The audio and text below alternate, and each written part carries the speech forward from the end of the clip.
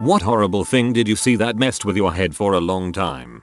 I was an EMT for 5 years. I saw lots of messed up stuff, but the one that haunts me still is this. An old man goes crazy and shoots his wife. He then calls 911 and mumbles about cats. We arrive on scene and I see a cop at the top of the stairs. His face is ghost white. I get up there to find the wife, in bed, with the back of her head blown off. Worst part, she's still alive. Physically anyway. We attempt to keep her alive but there is nothing we can do. Her brains are all over the headboard. She is making crying noises until she dies in the back of the ambulance. I still get nauseous thinking about it. Her husband was sitting outside the whole time we were in the house mumbling about cats. I don't know whatever happened to him. That's a freaking horror show.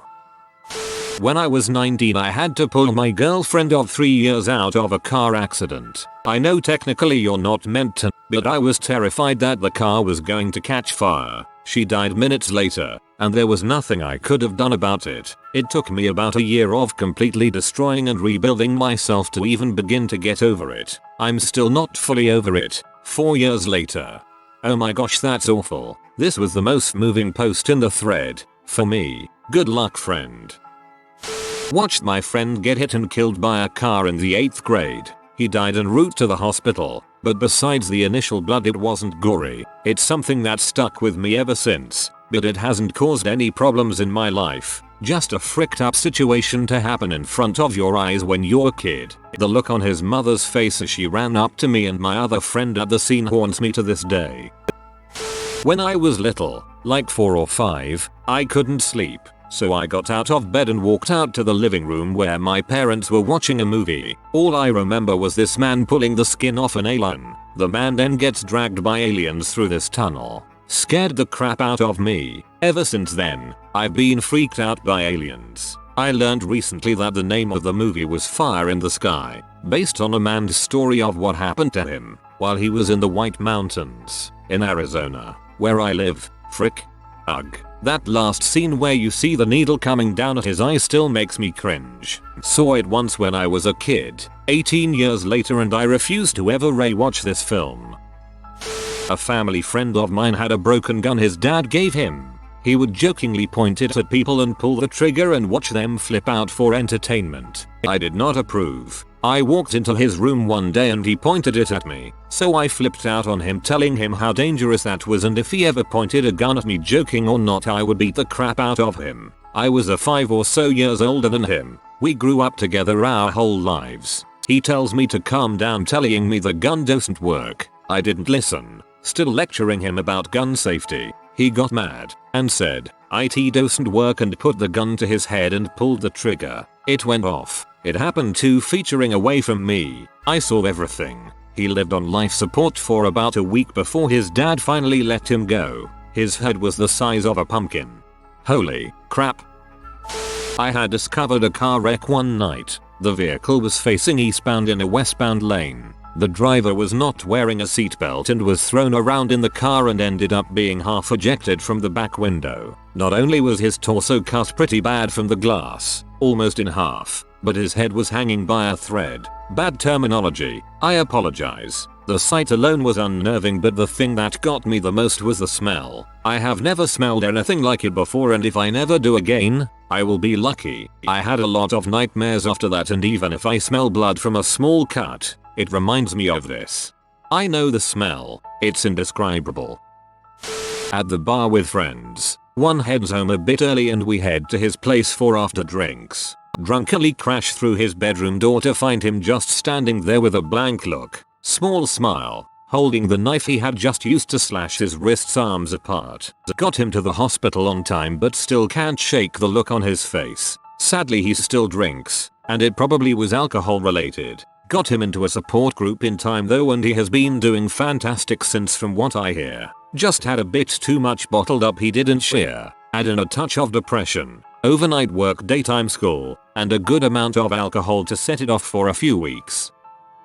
It probably happened 4 years ago, just after I got my driving license and I was driving back home on a rainy day in March. At some point I got passed by a motorcycle that was driving with around 130-140 km/h. Who uses kilometers per hour? Right, on the road that had a limit of 90 kilometers per hour. It just seemed like a green wasp flying past my left so fast that I only caught a glimpse of it. All I could think was, well, this dumbass is just asking for it. 5 minutes later I was passing the scene of body parts all over the road, and a motorcycle that is deep inside the back of a truck. The guy's body was in bits around the rear and his head was rolling in front of the truck. And the truck was an old piece of Russian machinery which is made to be literally indestructible. Needless to say, there was an ambulance on its way to scrape him off the asphalt. After that, I've pretty much been on my toes around any motorcycles, trying to keep as much distance as I can.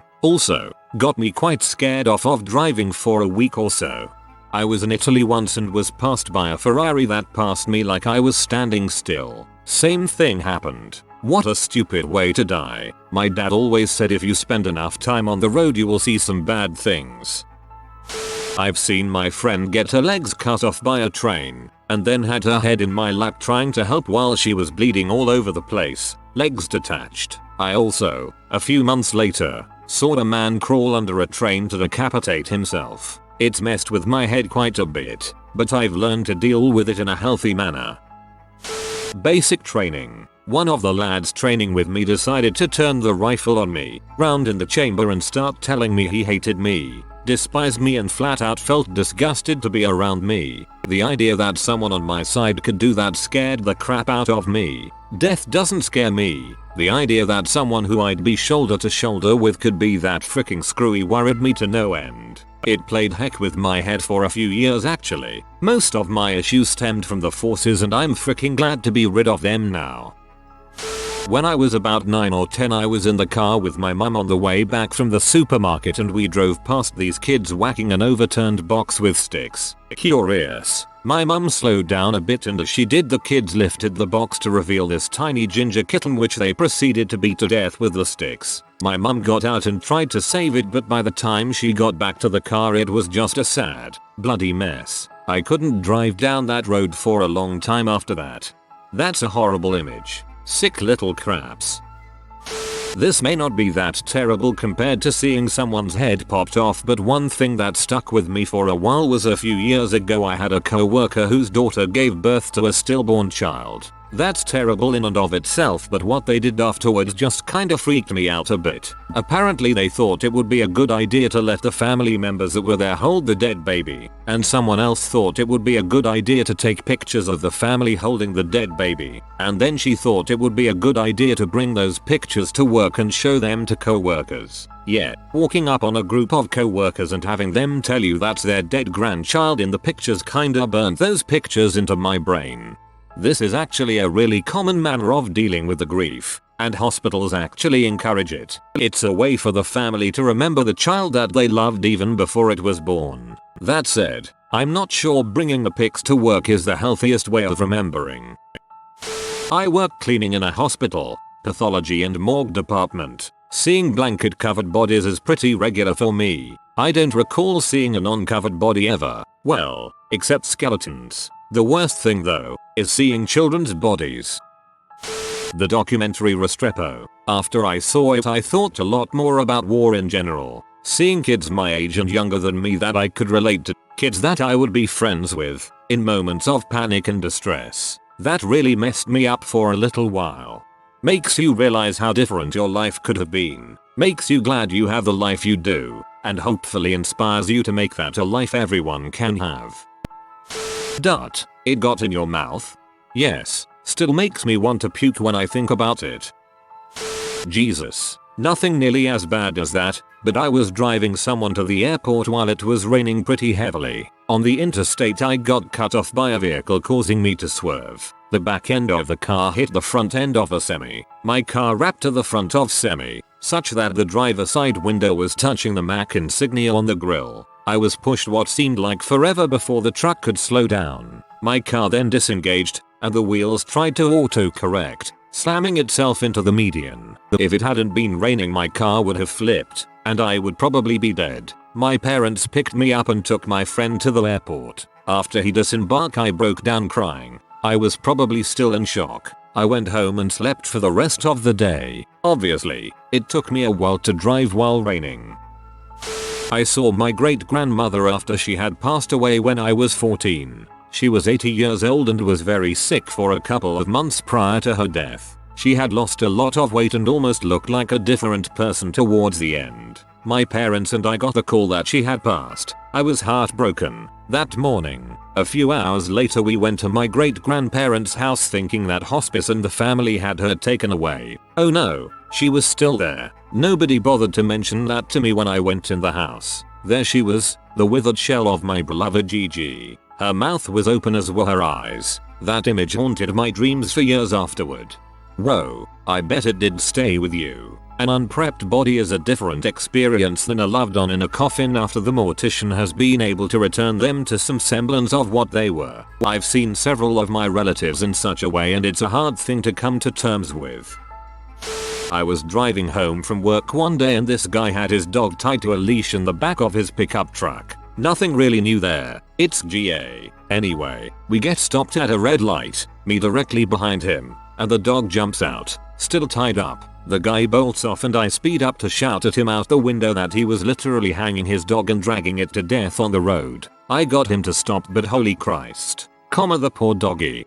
I'm in GA too. What I hate are the guys who let the dogs stand on top of their toolboxes while they are driving. I've seen them fly off. I even saw one jump out into rush hour Atlanta traffic. It's illegal, so cops have been giving people tickets because of it, but stupid is hard to change. I watched the video of that guy getting his head sawed off by terrorists at school. Tried to laugh it off. Messed up my week. The football coach at my high school got in trouble for forcing the team to watch some beheadings. He was attempting to harden them up before a big game. Idiot. 2 guys 1 hammer. The crap is super fricked up. I'm lucky I read the description of the video before watching. I've never watched it. When I was at my grandma's funeral, I wandered into another parlor and saw a little boy in a casket. It never occurred to me I'd die until I saw a corpse that was my age. Just because no one else has commented, and I feel everyone in here needs at least one person to say something. In all honesty, it was probably hard to deal with, but was also likely a very good experience. Too many people live their lives almost as though they will not ever go. It is important to know that you will go one day, as it makes you live your life more truthfully.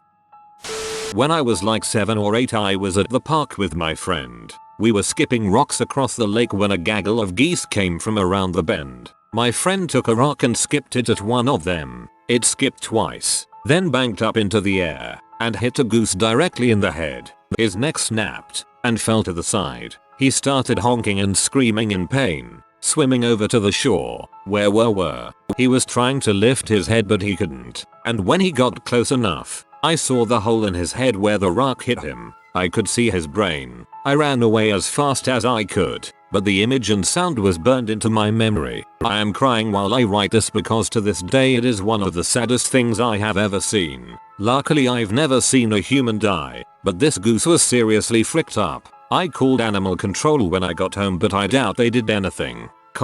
Later, in college, I rescued a baby goose egg and hatched it in my room. Eggy Fowler the baby goose was a good gift, and raising him made me feel better about the goose I saw die, I didn't necessarily see this, but I've heard the Kevin Cosgrove 91119/11 call. After hearing it, I was quite dumbfounded and depressed for a while. I'm not familiar with it. I won't ask you for details either. I'll find it if I can. I'm finding sounds and imagination have a haunting effect on many people. When I was 13 or so, some friends and I saw a man get curb stomped. Full story is that my friends and I were at a party in North Toronto, and just as we were leaving, a fight broke out across the street. After us watching this guy get beaten for several minutes, they threw him down onto the curb. He put up some weak protests, but he was drunk and pretty severely beaten, so the 3 or 4 guys pinning him down didn't really have a problem. I know I should have left at that point, but I didn't really realize what they were doing until they actually forced him to bite the curb, at which point most of my friends turned away, but I looked just long enough to see them kick him. It wasn't really what you might consider graphic or gory, because it was dark and I couldn't see much blood or anything, but I saw his head sort of shove forward abruptly and his mouth open wider than any mouth ever should. The thing I was most surprised about was that it didn't make any noise. At least I couldn't hear any. Well, the man made a weak moan right before getting kicked, but nothing else. So after that, all my friends, me included, booked as fast as we could out of there in case those men had seen us. I don't know if he died or not, but there was nothing on the news that I saw, so I hope he's okay. Decapitated head in a poor neighborhood in El Paso, Texas with spray paint on their faces. Fuck. Nothing phases me anymore, but two guys one hammer fricked with me pretty hard. Just the noises he made, it's hellish. I've seen and heard enough of that for one lifetime. I don't need to see it on the computer. A video posted on Reddit a while ago of some Russian soldiers being captured and decapitated slowly with a machete one by one. Shudder. I still have nightmares about this. Worst decision ever when I opened that link. This isn't nearly as terrible as seeing it live, but this one stuck with me. It was the olden days of dial-up internet, before torrents. We're talking Napster, Kazaa, olden days. Naturally, anything you downloaded took forever, and things weren't always labeled correctly. Me, being a U-teen, just needed the latest Britney Spears video, for science of course, so I happily click my download and wait the several hours for completion. Hours pass and download completes. I'm ready for some baby hit me one more time kind of sweet action. The video opens to a boot pressing down the neck of some young man, laughing in the background, man wheezing for air, then a knife right into the throat. To this day, I have no idea if this was real or just some effects shot. I still don't like to think about it, and very rarely now download Britney Spears video. Seems I did see an actual killing that day, which makes me sad. Maybe I never really wanted to know the truth. I've seen the video you're talking about. I'm with you, man. I felt like garbage for weeks after seeing it. It's been 5-10 years now and it still messes with my head a little. I saw my mom bent over, cleaning our fireplace out one night to build a fire. My father, who was drunk, as usual, was holding a shotgun against his chin. He said "dare me" and she said "don't be stupid." I wasn't too concerned because we routinely had to talk my father out of suicide. A few weeks before he had driven his truck into a tree and said it was because I didn't love him. Then, however, he pointed the gun at my mother. She lowered her head and looked away, said nothing, and out of fear I turned and hid behind the wall in the kitchen. I heard her scream, and the sound of a gunshot. He missed, but the whole experience is in the top 5 worst experiences ever and still fricks with my head. Jiminy Christmas, man. Pictures of my little sister drunk and doing amateur pee on the internet. Why the frick would anyone send me a link to the site with simply "dude you gotta see this" as the subject line? Cannot unsee. She died of a H overdose about 5 years ago. Now when I think of her I see that friggin' pee. Like I needed to see that. GRRRR. I am sincerely sorry for your loss. My sister masturbating. A morbid reality. Some of the videos got me pretty messed up. I looked over some of that stuff. I guess since I'm old and have seen some things it wouldn't affect me as much as it would folks who luckily have never seen the dark side of what people can really do to each other. What it did make me do was consider just how desensitized I really am and made me sad for being so. I witnessed a father swerve out of the way of a driver whom had fallen asleep at wheel, only to witness the car smash into his wife's car which was following. I was the first on the scene and initially went to the wife's car. Her sternum was crushed and I initially thought the daughter was dead. I went to the teenager's car to check him out and he was pretty banged up. The door was wrecked and crap was leaking, so I pulled him out of the window and took him over to the side of the road, using an extra shirt I had as a tourniquet. He looked me dead in the eyes and asked me if anyone was hurt. I didn't say anything but I looked him back. He knew exactly what it meant. He broke down there and I just chilled, telling him it was an accident and his life will go on, until the police arrived. He was on his way home from soccer practice or some crap and just fell asleep. Sometime during that ordeal the driver of the truck made his way over to his wife's car and let out a shriek that will be with me forever. It was a sound of helpless terror. I wish it on no one. However, moments later his daughter began to cry, assuring us all she was not dead. The wife was killed instantly and the daughter was in critical for a long time. I also couldn't cross traffic correctly for a day or two and the smell of radiator fluid will stick with me forever. The accident was in, I believe, Haynesville, Illinois, right outside Grace Lake on RT 120 in probably 2001 to 2002. TL.DR. Father swerves out of the way of sleeping driver only to have his wife's car fatally hit and daughter seriously injured. Pulled a soccer player from car. Couldn't drive right for a week. Also the butterfly effect. That movie fricked with me for a long time. The worst thing is, he probably blames himself. 2 Christmas Eves ago I was coming home from a bar and in front of my apartment I saw a few people standing in the street. As I got closer I saw a man laying in the street screaming. His bicycle crumpled up a good 15 feet from him, blood rolling down the street. Witnesses said it was a hit and run. The cyclist was in shock as he started to dig his fingers into his head. It was disgusting, sad, and I never felt so helpless. The few minutes before 911 came was the longest moment of my life. The cyclist was really getting into his cuts in a totally confused way, until a random stranger held him down, who later was drenched in blood and had to be hosed down. Eventually help came and he was taken to the hospital but didn't make it. Now there is a stop sign at the intersection and he was it. But it still bothers me to think about today and at least wish I saw the car that hit him. RIP. It's bad enough when people kill themselves because they are inattentive. It's worse when people kill others because of it. I hope there is a hex so people like that hit and run driver can go there.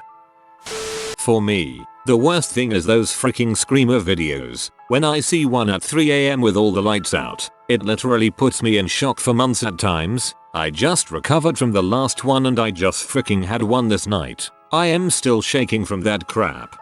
Those things frick with your head. My wife ran across one a while back and pee herself. She no longer surfs the net with sound on. Anyway, this past year by my college there was a car accident. Not too out of the ordinary, as it's out in the country and people crash all the time and have their cars totaled but are pretty much fine. I was coming home from a dance class in the city and one of the roads was closed so they could pick up after the accident. No big deal. Later that night, around 11:30, I got hungry. All the dining halls were closed, so I decided to drive up the road to Sheets. It was the road that had been closed, but everything was fine again so they opened it. Well, it wasn't fully clean. I guess it had been a really horrible accident. The scene was clear, no smashed cars or bodies, but there was broken glass all over the road and then after I passed the broken glass, I saw it. The entire stretch of road before me was soaked in blood, with pieces of flesh. I honestly couldn't tell you if it was skin, muscle, intestine, or what in it. It isn't nearly as horrifying as some of the other stories here. I never saw the people die, but what makes it so horrible to me is that I didn't consider it moving until I thought about it later. I saw blood on the street and just thought oh, right at first, but crap, man. That's someone's kid, maybe someone's parent. Someone probably loved those people so much it kept them awake at night. Someone kissed their faces, watched them sleep to make sure they were breathing. Someone kissed them goodbye that morning and never expected them to not make it home that night. And all that blood and flesh was once inside their body and now it's soaking into the road like they're a possum or squirrel. All of those things used to be neatly tucked inside them and keeping them alive and now it's just a mess to be cleaned up. Someone is going through the worst night of their lives learning that their loved one was smashed to bits on a country interstate. How would they feel if they knew their blood was still red and soaking into the road and then I drove over it on my way to get a sandwich? TL.DR. Car accidents are really scary crap. That is exactly what goes through my head when I see blood anywhere. You put it into words better than I could have. It's not so much the blood that gets me, it's the fact that someone will never get to go home anymore. That's what sticks with me. 2 internet videos gave me shell shock for a week. The first was one titled Unedited Battlefield Footage. The other was a video from the cartels in Mexico where a couple guys get their heads chainsawed off. The Battlefield one was so scarring mentally because it showed a guy stepping on a mine and then the medic doing his job to patch the guy up. It looked like he lost an arm and his leg and maybe his eyes. There was just so much gore and the poor guy was still alive. I really hope he's okay. I still wonder about that guy. The cartel one was so graphic I almost vomited. The first bite of the chainsaw into the guy's neck and the way his body tensed up and all the blood. God, it's horrible. The chain even nicked the other guy in the shoulder and he didn't react. It's so scary what people can do to each other. I don't go on Liver Leak anymore. I saw the one from Mexico. Makes you think we could use a Great Wall of Texas and California. And I'll say this to show my appreciation as well. I'm glad Texas stands between the rest of US and Mexico. My mom's body after my dad killed her. He hit her with our van a few times. 16 years and I still see her in the edge of roads sometimes. When I was younger we had 2 stab victims come to our door. One with the guy who was still high on ice roaming around the streets. Because I was younger when it happened it gave me nightmares for years. Also we live in the middle of freaking nowhere so that added to the scare factor.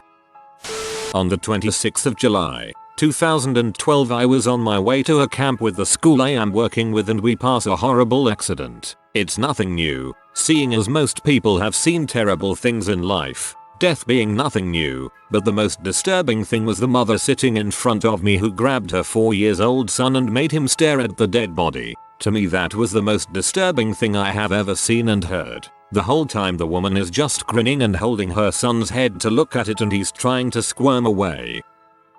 I stopped a friend from killing himself. He had sent out a mass text goodbye and I was the first to get to him. I had to basically break into his house and get into the bathroom. Once I opened the bathroom door, all I saw was my friend sitting on the edge of the bathtub and there was blood everywhere, on every surface. He even wrote "I'm sorry" with it on the floor. It scarred me. I didn't sleep for a week, and I still have nightmares about it to this day. It happened almost 4 years ago. It caused major mental problems that I'm still dealing with. Feels bad, man. When I was in middle school, I was walking to a friend's house in ABQ along a main road. I was passing by a daycare, and someone was trying to turn left into the parking lot of the building. As I passed the entrance to the lot, I heard a squeal and a smash of metal. I looked back, and that person had turned left into oncoming traffic. The driver must not have had his seatbelt on, as the collision moved him from the driver's seat into the passenger seat, and his head busted through the passenger window. It was hanging limply out the window as the car slowly starts rolling, as it's on fire and dripping fluid, rolling right at me. I got the frick out of there, too scared young to realize I should have stuck around to perhaps give police an account, though I didn't actually see the accident, just heard it and saw the aftermath. That was the first time I'd ever seen an accident or gore, but what really got me was as I was walking away, all the rest of the oncoming traffic starts getting backed up. People are honking, trying to veer around the slow lanes, etc. Some guy leans out the window and asks me, "Was there an accident?" "Yes," I say. "Frick, I'm gonna be late," he says. He tries to change lanes again. It was his indifference to the whole thing that shocked me more. I caught an episode of America's Most Wanted when I was about 10 or so. It was about these guys who invaded this woman's home and dragged her into her basement where they tortured her to death with a corkscrew and stuff while her friend was held hostage upstairs. Tame compared to most of the stuff here, but I was afraid of the dark for a good few years again after that. There is no limit to what depraved people can do to each other. You don't really need fiction to scare the heck out of anyone. When I was around 7 or 8 I saw a man stand on railroad tracks at the beach and get crushed by the train. It was terrifying for me. The dashcam video of the young cop carrying out a routine traffic stop before the crazy man in the other car gets out and charges him with an automatic rifle. The policeman's death screams as he pleads for mercy still haunt me. Also the dashcam video of the family driving along the highway when a brick is kicked up by a passing lorry, slamming into the windshield. There is silence until all of them start screaming and pleading with the person in the passenger seat to wake up. You see the trend here with me as it's mostly sounds of people in pain or terror that have left the biggest impact. Most horrific videos that are just visual do not faze me, but when you hear the sounds of someone's anguish or their last screams, that really hits me hard. Especially when the visual part is left to the imagination. If anyone wants to test their metal, I suggest a trip to our morbid rivalry. It's metal, not metal. When I was around 8, I had been at work with my dad. He is a golf pro that works at a course, so I used to practice on the range whilst he was teaching. It was about 9 PM and we're halfway home when he pulls over the car. I ask why and he points to the side of the road. There sat a bunny rabbit. Its back half had been hit by a car and was slightly mangled and twisted. It sat there on the side of the road, twitching its nose and staring at me. My dad grew up on a farm. He decided he had to put this bunny out of its misery. He goes to the boot of the car and pulls out his 9-iron and approaches the bunny. I sit bewildered. I am a massive animal lover, but at this age I couldn't comprehend putting an animal out of its misery. I still thought my dad was just killing this bunny, when we could have easily taken it to the vet to be fixed. He widens his stance, places the back of the iron beside the bunny's head, pulls back and bam, there was a horrible popping squelching sound, and my dad shouts for weeks I wouldn't talk to him. I cried myself to sleep for a few nights afterwards. I know that's hard, but I hope you understand now it was a kindness. Suffering is worse than death. Being half killed and left to die of thirst is worse. That's a cruel lesson to learn, but sometimes dead is better. If you are new to the channel, you can subscribe. I publish new videos every day. Until then, check another video.